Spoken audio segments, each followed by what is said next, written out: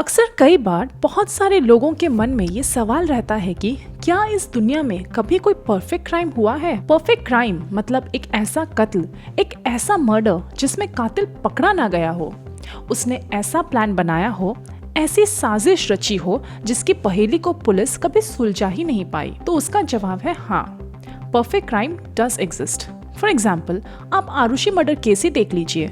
आज तक पता नहीं चल पाया कि आरुषि और उनके डोमेस्टिक हेल्पर हेमराज का कातिल कौन है। न जाने कितनी बार और कितने तरीके से पुलिस, सीबीआई, एसआईटी ने इस केस को सुलझाने की कोशिश की, कातिल को पकड़ने की कोशिश की। वह करीब 17 साल के बाद भी ये केस अनसॉल्व्ड ही है। आने वाले वक्त में सुलझ जाए तो अलग बात है। और भी ऐसे सैकड़ों मर्डर के केसेस हैं जो आज भी अनसॉल्व्ड हैं। तो इनको हम परफेक्ट टाइम के कैटेगरी में डाल सकते हैं। आज की कहानी भी एक ऐसे ही परफेक्ट मर्डर की कहानी है जो सिर्फ 13 अक्टूबर तक ही परफेक्ट था। Welcome to before and beyond. Police के लिए सबसे टफ होता है उन मर्डर केसेस को सॉल्व करना जिसमें कत्ल करने वाला एक डॉक्टर हो, और खास तौर पर वो डॉक्टर अगर मेडिकल इक्विपमेंट्स या चीज़ों को ही कत्ल के लिए हथियार बना दे तो उसे ट्रेस कर पाना इज नेक्स्ट टू इम्पॉसिबल। वो ऐसे चीज़ों से कत्ल करेगा नहीं जिसे कि ट्रेस करके उसे लिंक कर पाना आसान हो। और आज की जो कत्ल की कहानी है वो बेंगलुरु के एक ऐसे डॉक्टर की दिमाग की उपज है कि उसे कत्ल करना तो था पर उसे एक परफेक्ट मर्डर करना था ताकि किसी को शक ना हो उस पे। बेंगलुरु में एक डॉक्टर जिनका नाम डॉक्टर महेंद्र रेड्डी है, उनकी पिछले ही साल 2024 में 24 मई को शादी होती है डॉक्टर कृतिका रेड्डी नाम की एक लड़की से, जो पेशे से खुद भी एक डॉक्टर थी। साल भर पहले की शादी 24 मई 2024 को डॉक्टर महेंद्र रेड्डी जो कि एक गैस्ट्रोएंटरोलॉजिस्ट है और डॉक्टर कृतिका रेड्डी जो एक डर्मेटोलॉजिस्ट की बड़ी धूमधाम से बेंगलोर में शादी होती है, दोनों के घर वालों की मर्जी से। कृतिका रेड्डी एक पढ़ी लिखी अच्छे परिवार से बिलोंग करती थी। शादी से पहले as usual pre wedding shoot भी हुआ, जहां आप देख सकते हैं कि कैसे दोनों अपने प्यारे लम्हों को कैप्चर कर रहे हैं and they look so happy together. Shikara पे टाइटैनिक पोज, बर्फ पे भागना, जैसे कि कोई मूवी की शूटिंग चल रही हो। तस्वीर से पता चल रहा है कि शूट कश्मीर की खूबसूरत वादियों में हुआ है, तो समझ भी गए होंगे कि शादी भी कितनी आलीशान हुई होगी। पर इन तस्वीरों को देखकर सिर्फ भ्रम में मत रहिए। पता नहीं जिस वक्त ये शूट चल रहा हो उस वक्त किसके दिमाग में क्या चल रहा है। But anyways, pre wedding shoot हुआ, फिर बहुत अच्छे से शादी हुई with the hope that they will now start the married life happily together. धीरे धीरे वक्त बीता और दोनों अपने अपने प्रोफेशंस में बिजी हो गए। एज यू नो, डॉक्टर्स का लाइफ कितना हेक्टिक होता है। इधर डॉक्टर कृतिका अब अपना क्लिनिक खोलने वाली थी, स्किन्स और स्कैल्प्स नाम से, एक premium and luxury clinic for skin treatment जिसका सारी तैयारी हो चुकी थी। तो लाजमी है कि डॉक्टर कृतिका काफ़ी खुश थी और उनके घर वाले भी काफ़ी खुश थे। लेकिन इसी दौरान हुआ ये कि डॉक्टर कृतिका को गैस और बीपी की प्रॉब्लम थी, जिसके चलते अचानक इसी साल 21 अप्रैल को डॉक्टर कृतिका के पेट में बहुत ज़ोर से दर्द हुआ। उन्होंने अपने हस्बैंड डॉक्टर महेंद्र रेड्डी से कहा कि उनके पेट में दर्द हो रहा है and her husband being a gastroenterologist वो किसी और से कंसल्ट क्यों करेगी। तो महेंद्रा ने कृतिका को एक इंजेक्शन लगाने को कहा जिससे दर्द कम हो जाएगा। Being a gastro surgeon, Kritika ने सोचा कि उसके पति को पता ही है कि प्रॉब्लम क्या है और सोल्यूशन भी क्या है, तो यहाँ पर कोई शक करने की गुंजाइश बचती नहीं। और इसके बाद उन्होंने इंजेक्शन लगा दिया। थोड़ी देर के बाद डॉक्टर कृतिका सो गई। दर्द खत्म होने का एहसास भी नहीं हुआ। इसके बाद नेक्स्ट डे 22 अप्रैल 2025 को डॉक्टर कृतिका जो घर पर ही थी, फिर उन्होंने फ़ोन किया अपने हस्बैंड डॉक्टर रेड्डी को, who was in the clinic at that time. Doctor Reddy को कहा कि फिर से पेट में दर्द उठ रहा है, गैस का ही शायद दर्द है, क्या करूं?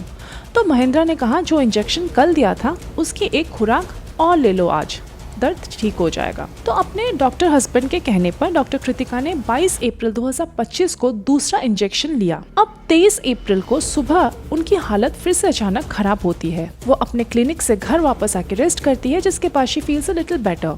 लेकिन इसके बाद 24 अप्रैल की तारीख आती है। सुबह सुबह डॉक्टर महेंद्र रेड्डी डॉक्टर कृतिका के घर वालों को फ़ोन करते हैं और कहते हैं कि सोकर उठा और कृतिका को आवाज़ दी, वो सुन नहीं रही और शायद बेहोशी के आलम में है, जिस्म में कोई हरकत नहीं, आप लोग जल्दी यहाँ आ जाइए।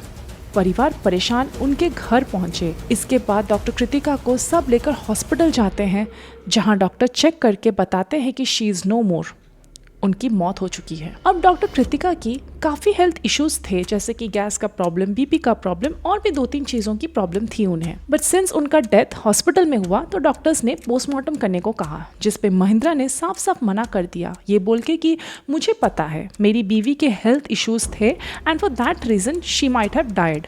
मैं नहीं चाहता उसकी बॉडी को कोई काटे। उसने अपने फादर इन लॉ को भी कन्विंस कर दिया इस बात पे कि कृतिका का पोस्टमार्टम ना कराया जाए, और सिस्टर इन लॉ को भी कन्विंस करने की कोशिश की, बट वो नहीं मानी। वो खुद एक मेडिकल फील्ड से होने के चलते शी वांटेड टू नो कि उसके बहन के कॉज ऑफ डेथ क्या है, और क्योंकि हॉस्पिटल में मौत हुई थी तो मेडिकल लीगल कंप्लेंट यानी MLC भी लिखा गया था, तो पुलिस केस भी बन चुका था, जिसके चलते पुलिस भी हॉस्पिटल पहुंच चुकी थी। तब महिंद्रा रेड्डी के ना चाहते हुए भी कृतिका के बॉडी को पोस्टमार्टम हाउस ले जाया गया, जहां महिंद्रा बार बार उस रूम में घुसने की कोशिश करता है जहां कृतिका का पोस्टमार्टम चल रहा था। पोस्टमार्टम करने वाला डॉक्टर और पुलिस दोनों को महिंद्रा का ये बिहेवियर बड़ा अजीब लगा। हाँ, माना कि वो खुद भी एक डॉक्टर है, बट पोस्टमार्टम करने वाले अलग डॉक्टर होते हैं एंड कुछ रूल्स एंड प्रोटोकॉल्स होते हैं जिन्हें सारे डॉक्टर्स को मानना चाहिए। महिंद्रा के इस बिहेवियर से तंग आकर पुलिस ने उन्हें बाहर जाने को कहा।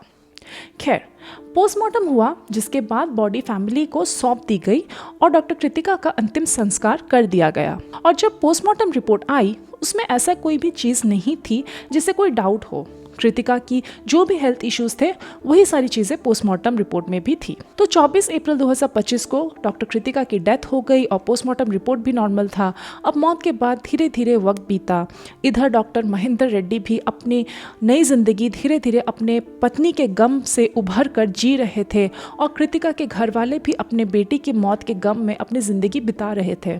इसी बीच 6 महीने बीत गए। 6 महीने बाद 13 अक्टूबर को अचानक डॉक्टर कृतिका रेड्डी की विसेरा रिपोर्ट आती है, जो कि एक फॉरेंसिक इन्वेस्टिगेशन रिपोर्ट है to find the exact cause of death in a suspicious death. जब कृतिका का पोस्टमार्टम हुआ था 24 अप्रैल 2025 को, तो पोस्टमार्टम के बाद अमोम विसेरा का सैंपल रख लिया गया था। उसकी टेस्टिंग और रिपोर्ट आने में टाइम लगता है, लाइक कुछ हफ्ते या फिर कुछ महीने। बहुत इमरजेंसी या हाई प्रोफाइल केस हो तो भी 20 दिन लग ही तो जाता है, बट ऐसे नॉर्मल केसेस में महीने लग जाते हैं।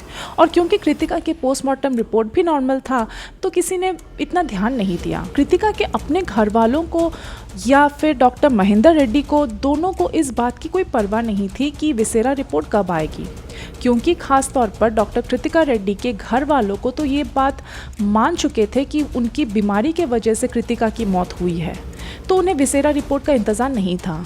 वो तो शायद इस बात को भूल भी चुके थे। डॉक्टर महिंद्रा रेड्डी को भी परवाह नहीं था, और अगर थी भी तो वो जाहिर नहीं कर रहे थे। खैर, अब अचानक 13 अक्टूबर को विसेरा रिपोर्ट आती है, और जैसे ही विसेरा रिपोर्ट आती है पूरी कहानी बदल जाती है। विसेरा रिपोर्ट में ये लिखा था कि डॉक्टर कृतिका रेड्डी की मौत एनेस्थीसिया के ओवरडोज से हुई है। जब कोई ऑपरेशन या सर्जरी की जाती है तो मरीज को बेहोश करने के लिए उसे एनेस्थीसिया का डोज दिया जाता है, उस पेशेंट के वेट के हिसाब से, उस पेशेंट के बाकी मेडिकल चेकअप के आधार पर कि उसका डोज कितना होना चाहिए ताकि वो हमेशा के लिए बेहोश ना हो जाए।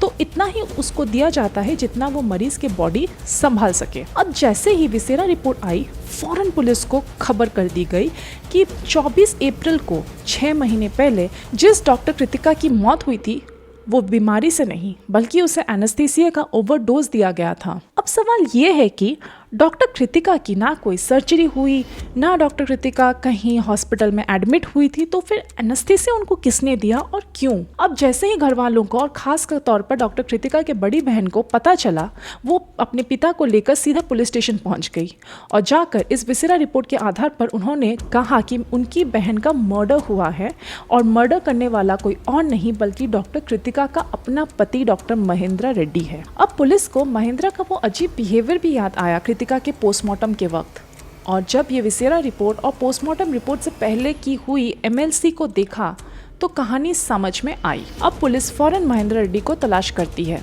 13 अक्टूबर को एफआईआर दर्ज होती है और 14 अक्टूबर को डॉक्टर महेंद्र रेड्डी को पुलिस अरेस्ट कर लेती है। अब अरेस्ट तो सिर्फ विसेरा रिपोर्ट के आधार पर हुआ था। इसके अलावा पुलिस के पास कुछ और प्रूफ नहीं है कि महेंद्रा ने ही कृतिका को मारा है, तो वो प्रूफ कैसे करेंगे कि महेंद्रा ने ही कृतिका को एनेस्थीसिया का ओवरडोज दिया था। क्योंकि सिर्फ 11 महीने की शादी हुई थी दोनों की, वो भी बड़े धूमधाम से, दोनों इस शादी से खुश भी थे, तो मोटिव क्या हो सकता है? पैसे का एंगल भी नहीं था क्योंकि दोनों के परिवार पैसे वाले थे, दहेज का मामला भी नहीं था, तो फिर क्या वजह हो सकती है? जब पुलिस महेंद्रा से पूछताछ शुरू की और उसके बाद अप्रैल के महीने के कड़ियों को जोड़ा गया, तो फिर सारी कहानी सामने आई और डॉक्टर महेंद्र रेड्डी ने अपना जुर्म कबूल भी कर लिया। कहानी ये थी कि शादी से कुछ दिन बाद ही डॉक्टर महेंद्र रेड्डी को पता चला कि डॉक्टर कृतिका रेड्डी को कई सारे हेल्थ इश्यूज थे। उन्हें गैस की प्रॉब्लम थी, बीपी की प्रॉब्लम थी और भी कई हेल्थ इश्यूज थे जो मैं वीडियो में पहले भी बोल चुकी हूँ। तो आप सोच रहे होंगे कि ठीक है, अगर बीवी के हेल्थ इश्यूज थे तो महेंद्रा ने कृतिका को मारा क्यों, उसका ख्याल क्यों नहीं रखा? और शॉकिंगली यही वजह थी कृतिका को मारने की। शादी से पहले कृतिका के घर वालों ने महेंद्रा को उसके हेल्थ इश्यूज के बारे में कुछ नहीं बताया था, और क्योंकि ये अरेंज मैरिज था तो इतनी डिटेल में दोनों परिवार वालों के बीच कोई बात हुई ही नहीं। अब कृतिका के फैमिली ने ये बात जानबूझकर नहीं बताई, ये तो नहीं पता, पर कृतिका ने भी अपने हेल्थ इश्यूज के बारे में महेंद्रा को शादी से पहले कुछ नहीं बताया था। इसी बात का गुस्सा महेंद्र के मन में आने लगा जब उसे कृतिका के हेल्थ इश्यूज के बारे में पता चला। उसे लगा कि उसके साथ धोखा हुआ और एक बीमार लड़की के साथ उसे अपनी पूरी जिंदगी बितानी पड़ेगी, जो उसे मंजूर नहीं था। खुद एक हेल्दी इंसान होने के चलते उसे भी एक हेल्दी पार्टनर की तलाश थी और ना कि एक बीमार पत्नी जिसका ख्याल उसे जिंदगी भर लेना पड़ता। वो इस रिस्पॉन्सिबिलिटी को लेना नहीं चाहता था। सब जानने के बाद वो खामोश रहा, पर धीरे धीरे जैसे वक्त बीता तो उसे लगा कि नहीं, एक बीमार बीवी के साथ में जिंदगी भर नहीं रह सकता, क्योंकि हर दूसरे दिन कृतिका की तबीयत बिगड़ती रहती थी। उस वक्त महेंद्रा के लिए सबसे सही रास्ता था कृतिका से डिवोर्स लेना, पर कहते हैं ना कि गुस्से में इंसान का दिमाग काम करता ही नहीं, और उसने ठान लिया कि डॉक्टर कृतिका से अलग होना है। लेकिन कैसे? महेंद्र साउथ के काफ़ी क्राइम थ्रिलर सीरीज और मूवीज़ देखता था। देखते देखते उसने तय कर लिया कि वो अपनी बीवी का कत्ल करेगा, लेकिन वो कत्ल लगेगा नहीं और कभी पता भी नहीं चलेगा कि मौत की वजह क्या है। अब उसने प्लान करना शुरू किया और रिसर्च किया। इत्तेफाक से वो एक गैस्ट्रो का डॉक्टर था और उसकी बीवी उसी बीमारी का शिकार थी, तो जब जब ये परेशानी उठती शुरू में वही इलाज करता। अब पति इलाज कर रहा है, डॉक्टर है, पत्नी को उस पर भरोसा तो होगा ही। उसने अपने इसी इलाज और अपने इसी मेडिसिन को हथियार बनाया अपने बीवी के खिलाफ। उसने तय किया कि जब उसकी बीवी को गैस की वजह से दर्द होगा तो वो उसे इंजेक्शन के थ्रू एनेस्थीसिया देगा, जिसका पोस्टमार्टम रिपोर्ट में पता चलना इतना आसान नहीं है। इसके बाद जब अप्रैल 2025 में कृतिका को दर्द हुआ तब उसने पहली बार इंजेक्शन के थ्रू एनेस्थीसिया का ओवरडोज दिया, पर इतना भी नहीं कि एक बार में कृतिका की मौत हो, वरना शक हो जाएगा। इसीलिए ऐसी प्लानिंग की कि दोबारा दर्द के वजह से फिर से इंजेक्शन लगाना पड़े और फिर एनेस्थीसिया का डोज कृतिका के सिस्टम में चला जाए। फिर डॉक्टर कृतिका ऐसी नींद में गई कि कभी उठ ही नहीं पाई। महेंद्र ने सोचा कि पूरी फैमिली को मालूम है कि डॉक्टर कृतिका एक पेशेंट है, उनको कई सारी बीमारियां हैं, तो शक की कोई गुंजाइश नहीं और पोस्टमार्टम भी नहीं होगा। लेकिन गलती से डॉक्टर कृतिका की बड़ी बहन अड़ गई और उन्होंने कहा नहीं, पोस्टमार्टम तो होना चाहिए, क्या पता कुछ गड़बड़ हो तो सामने आए। तो उनकी इस जिद की वजह से पोस्टमार्टम हुआ, लेकिन पोस्टमार्टम रिपोर्ट में जो महेंद्र ने सोचा था वैसे कोई बात आई ही नहीं, क्योंकि उन्होंने इस तरीके से एनेस्थीसिया का ओवरडोज दिया था कि वो पता ही नहीं चल सकता था। वो पता चल सकता था तो सिर्फ विसेरा रिपोर्ट से। तो पोस्टमार्टम के बाद पहली बार डॉक्टर और महेंद्र को लगा कि शायद भेद खुलेगा, लेकिन फिर उन्हें लगा कि विसेरा रिपोर्ट से भी शायद ना खुले, और विसेरा रिपोर्ट पता नहीं कब कितने दिन लग जाएगा, और वो निश्चिंत हो गए। अगर विसेरा रिपोर्ट ना होता या उस दिन पोस्टमार्टम ना होता तो शायद डॉक्टर कृतिका रेड्डी की मौत को आज भी लोग बीमारी से हुई एक मौत ही मानते। लेकिन ऊपर वाला हर एक का हिसाब रखता है और वही हुआ। लेकिन अफसोस ये है कि एक पति होने के साथ साथ वो एक डॉक्टर भी है, जो कि एक बहुत ही नोबल प्रोफेशन होता है। फिर भी उसने भरोसे का खून किया, और साथ ही अपने बीवी का। किस पर भरोसा किया जाए, किस पर नहीं, यही कहानियाँ ये सवाल खड़ी करती है। वीडियो पसंद आई हो तो लाइक करें और कमेंट सेक्शन में बताएं आपका क्या ओपिनियन है और अगला केस कौन सा देखना चाहेंगे। प्लीज सब्सक्राइब करें और बेल आइकन दबाइए and don't forget to follow us on Instagram. ID in the bio or on the screen for more such short stories and a glimpse into behind the screen.